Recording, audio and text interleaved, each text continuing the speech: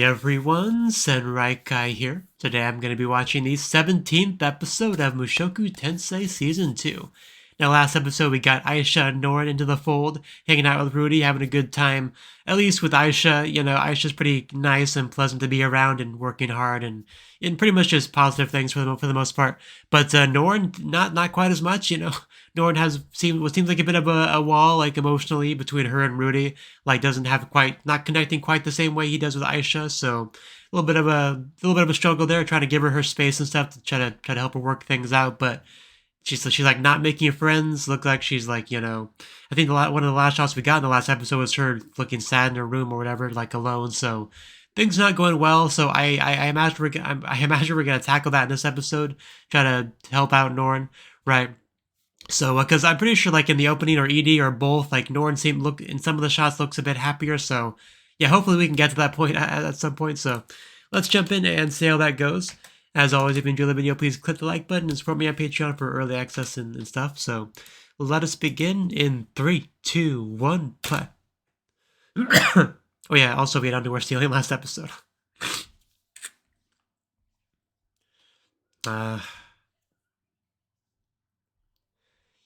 If anyone knows about being hikikomori, it's definitely Rudy.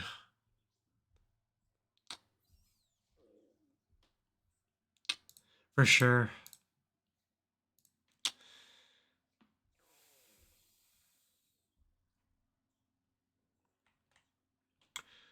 Why did it move the... for her whole life? I like we're just kind of bringing the girls along. He's good. He's been a good big brother, though. I like that. He never had a big brother to help him out. Well, I mean, he had siblings. He didn't seem to... they did not seem to be super helpful, really.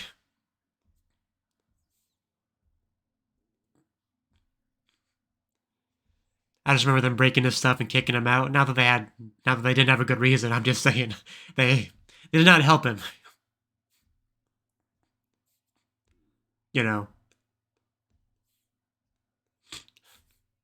Like at a certain point, it is kind of beyond helping. That's why you help early on when you can, which is, yeah, what Rudy seems to be trying to do here. So it's good to see. Like any kind of wound, the longer you let it fester, eventually it gets to be too much. And episode 1, Rudy, pre-Isekai, he was kind of at that point, Nothing short of a complete reset would do anything. So lucky for him, he got that.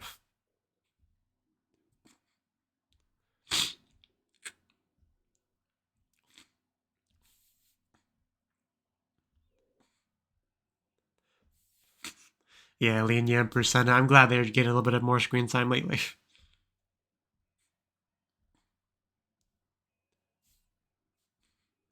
I really hope Roxy, I want Rudy to hang out with Roxy again. It's been too long, man. Like, Roxy's iconic in the show. She was like the first girl that I really interacted with, like the tutor, the one that showed him the ways of higher level magic.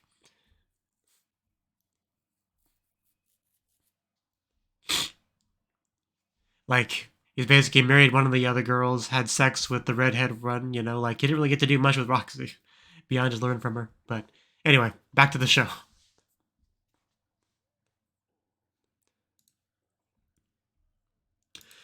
I just hope this isn't too cringy, because it definitely can be, the whole leave my sister alone kind of stuff.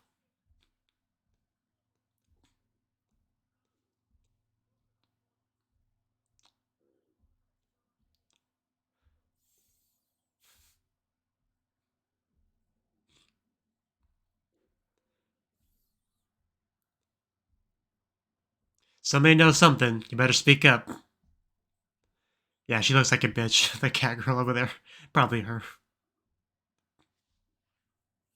She definitely knows something. Don't believe him.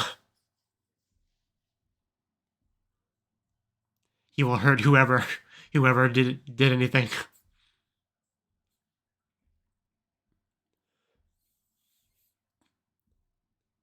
Yeah, he does not look like he's playing around right now. Someone speaks. Okay, don't scare her.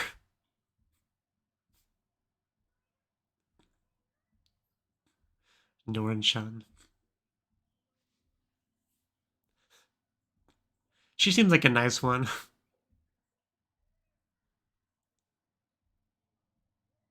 I heard about you. Okay. Bad mouthing Oni-chan's definitely not going to help anything with her.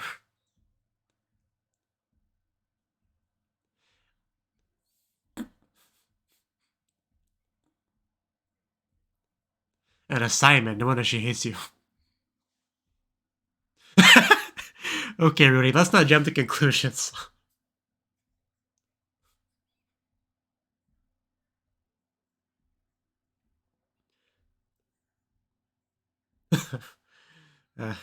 So clearly Oni-chan is a trigger word here. So really it's all your fault.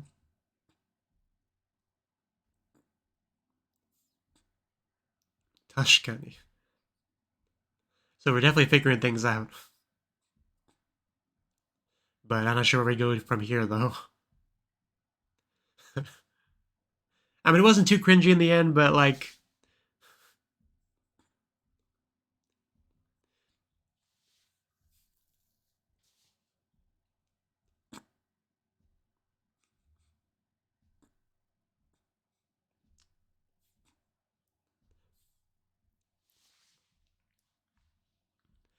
Yeah, I'm not sure how we tackle this, honestly.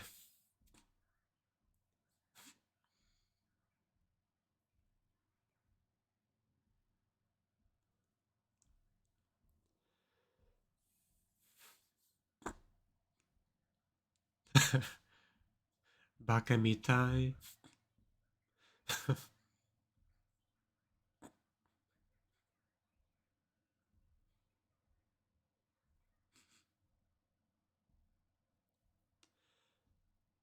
Just a cup of water.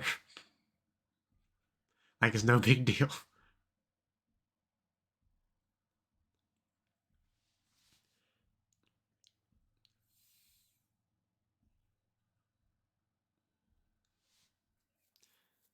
Not sure that would help. I knew that was coming. I could feel it in my bones that was coming.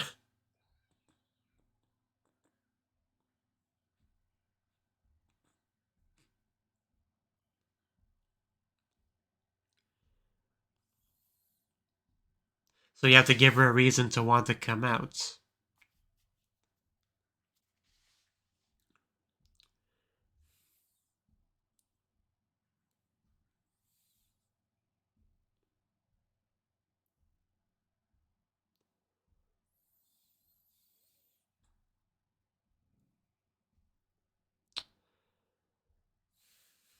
Like, I'm racking my brain right now trying to think of a good idea here. And I got nothing.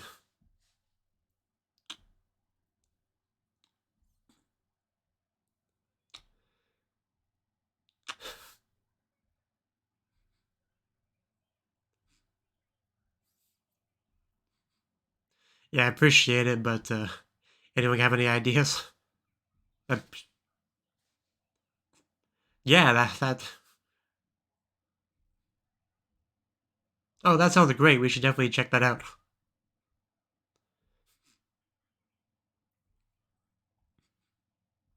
And all the random beast people sprinkled throughout.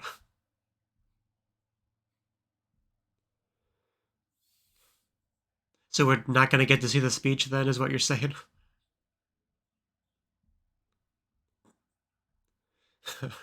Okay, let's go sneak into the girls' dorm.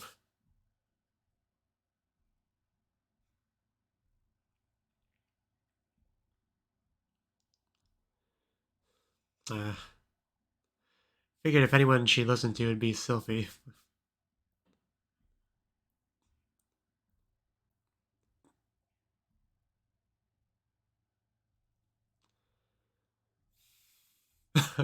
The classic. And whoosh! He's just... Man, just... Rudy just... He can do so much with magic.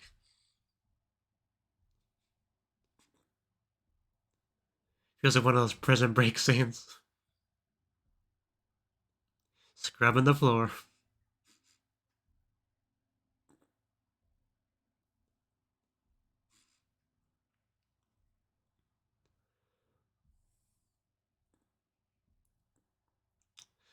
Okay.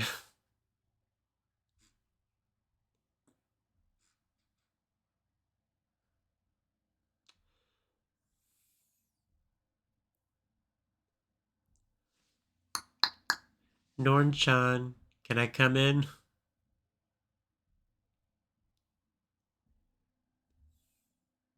I can break this door down.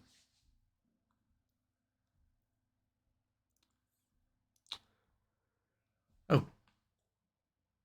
Well, that didn't sound like Norn's voice at all.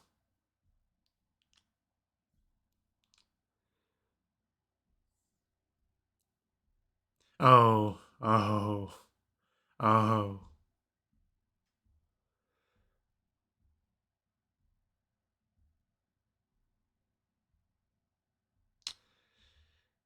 That actually just made chills run through me.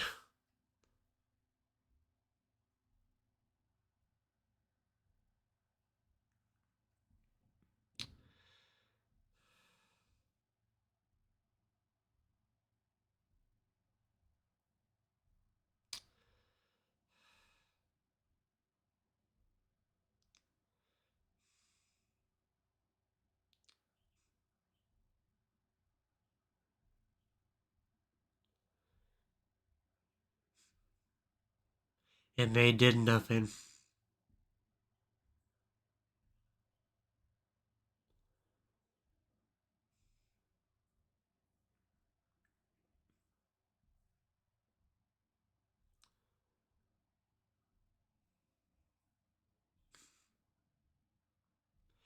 So surreal attempts were made, they just were not fruitful.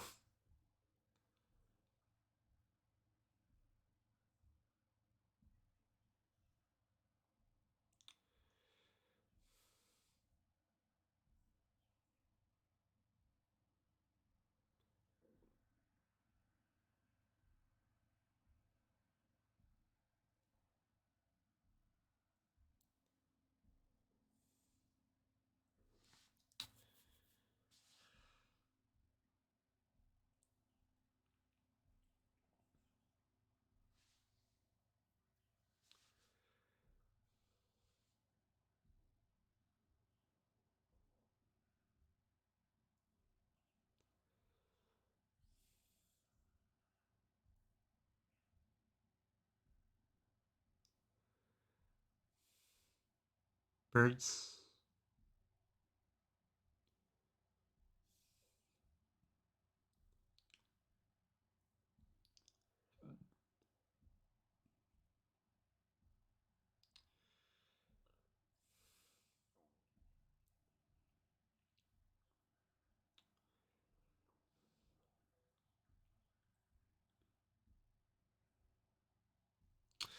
Yeah, that was not a great scene for her to see.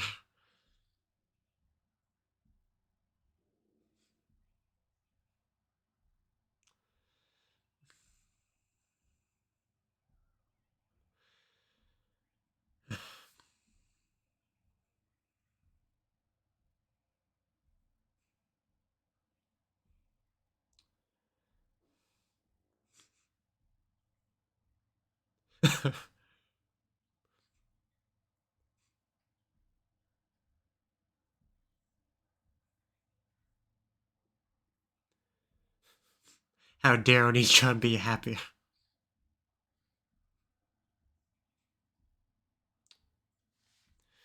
I'm glad to get this deep dive into her perspective, though.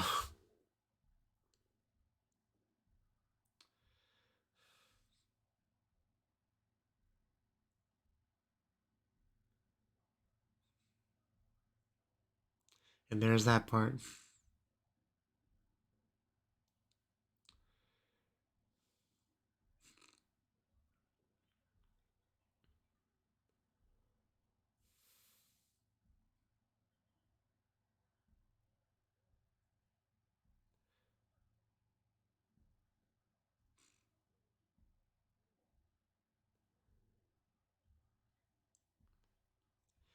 Yeah, maybe you need to reevaluate your opinion on him a bit.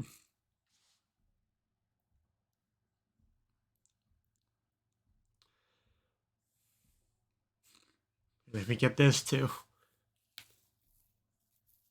Yeah, the comparisons to Rudy are gonna start. It's like, yeah, I guess so.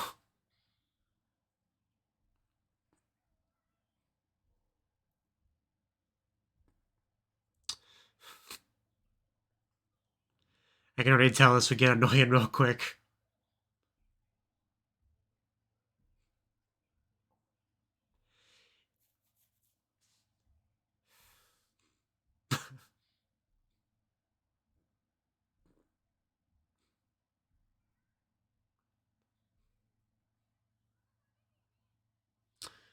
Uh,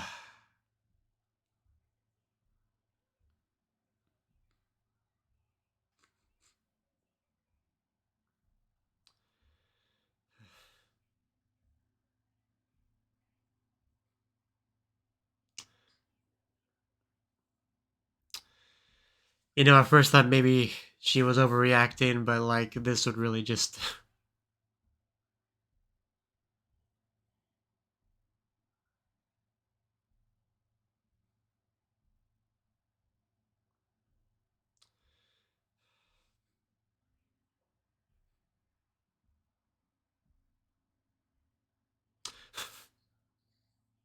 It's like, I don't care, please shut up. Yeah, that probably didn't help anything right there. Making his beast girl slave steal women's underwear for him. Not a good look.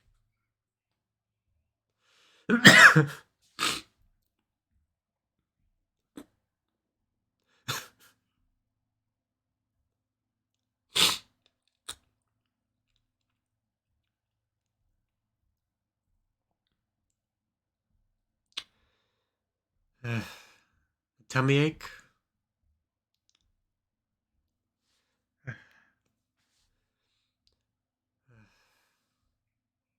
Seriously, are you okay?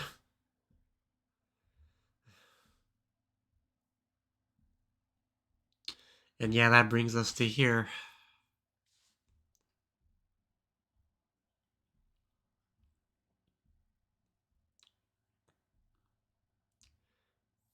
This is what I mean by not connecting.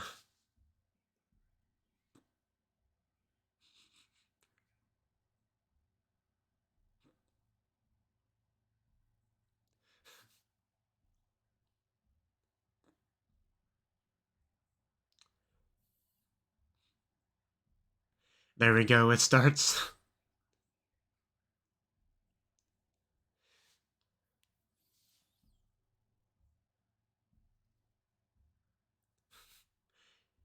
You can try letting Rudy punch you.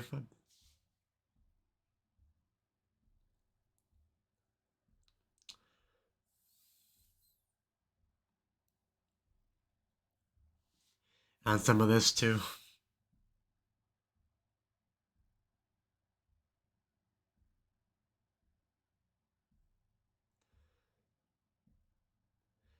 Because he should have a good opinion of Rudy as well, so.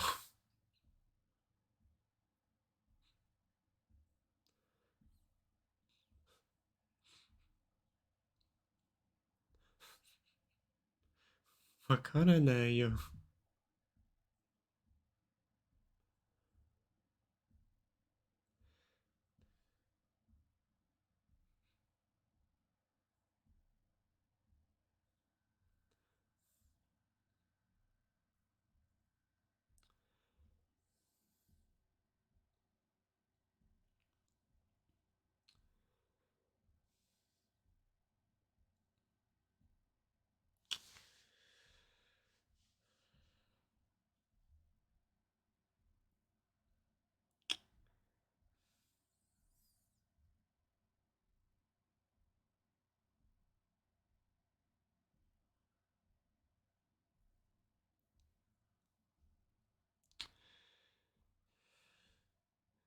And that's the big problem, we don't know each other.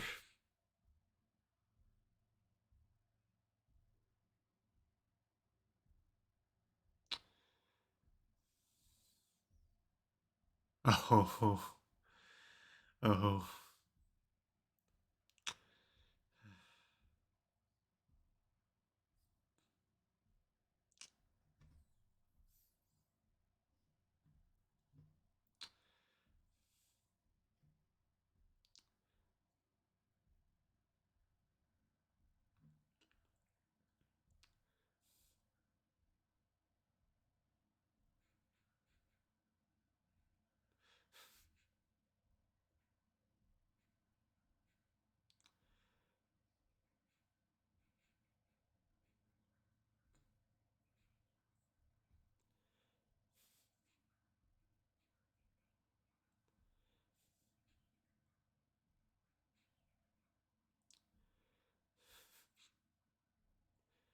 So you don't run either.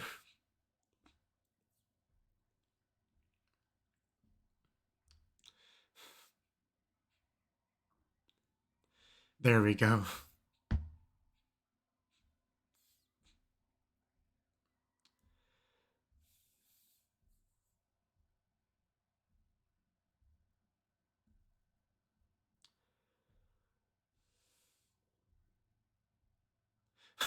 Oh my god, she greeted me.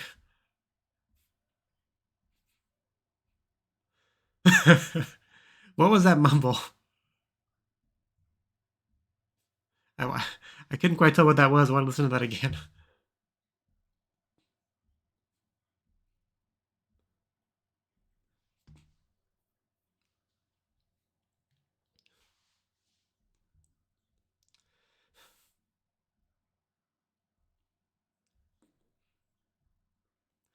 But this is definitely better.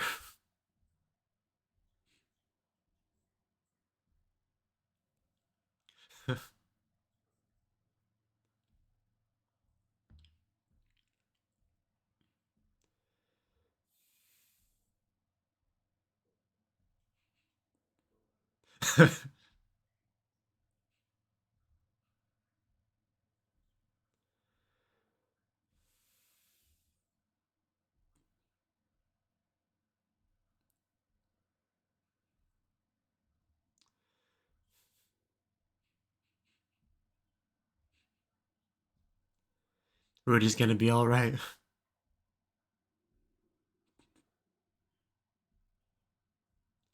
Yeah, they contributed.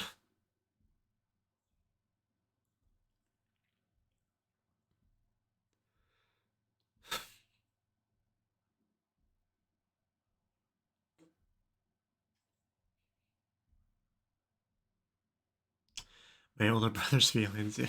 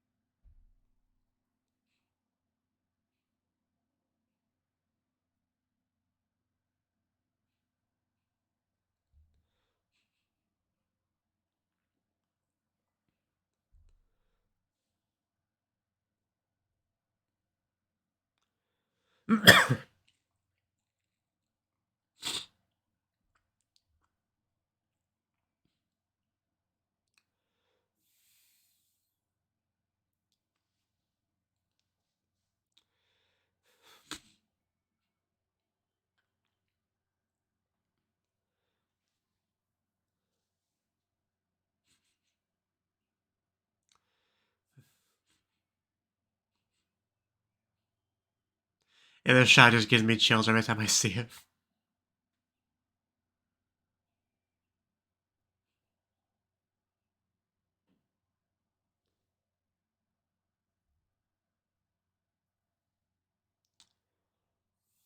Turning point 3.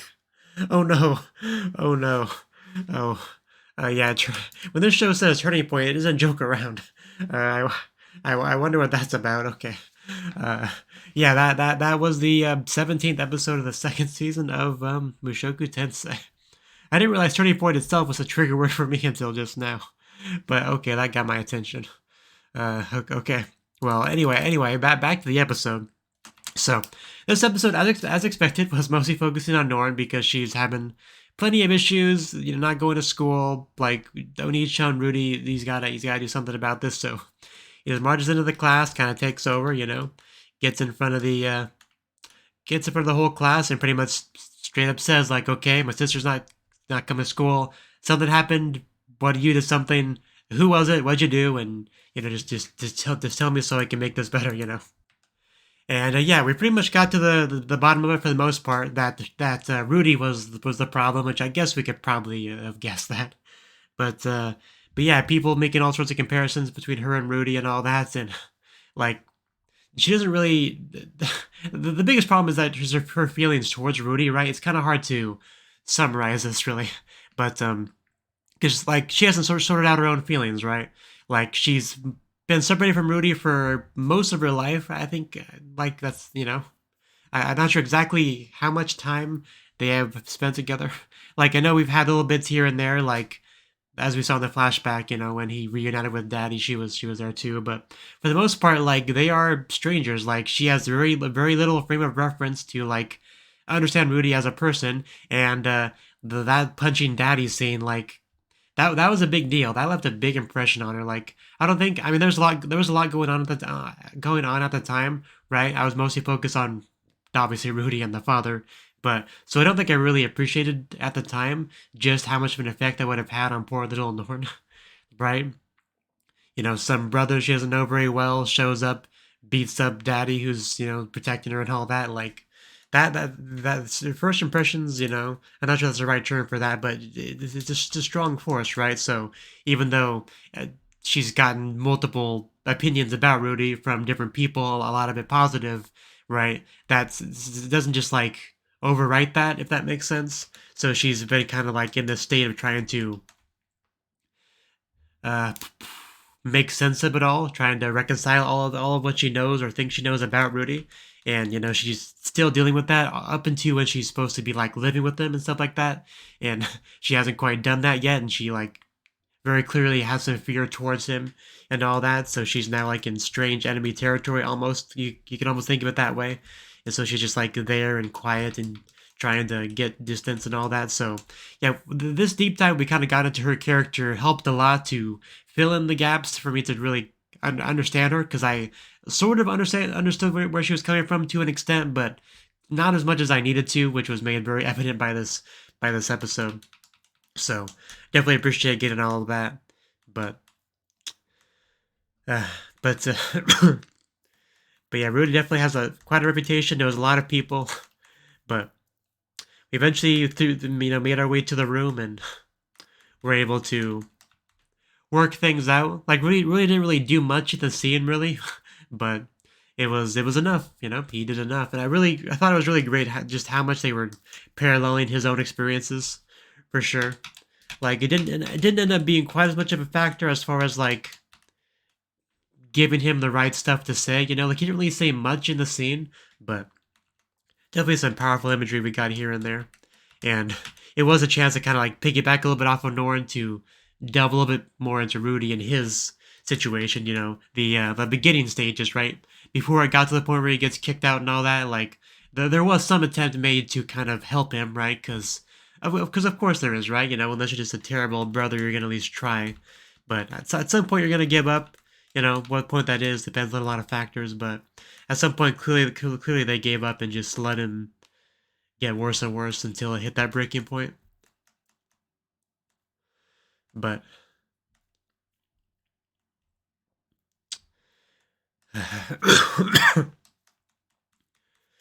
but yeah, I think that's more or less. Oh, my voice. Yeah, I'm not feeling very well still, but anyway, I think that's about all to really say on it. Like, I'm glad we're able to kind of work things out with Norn for the most part. Like, she's now able to, looks like she's going back to school, talking with people.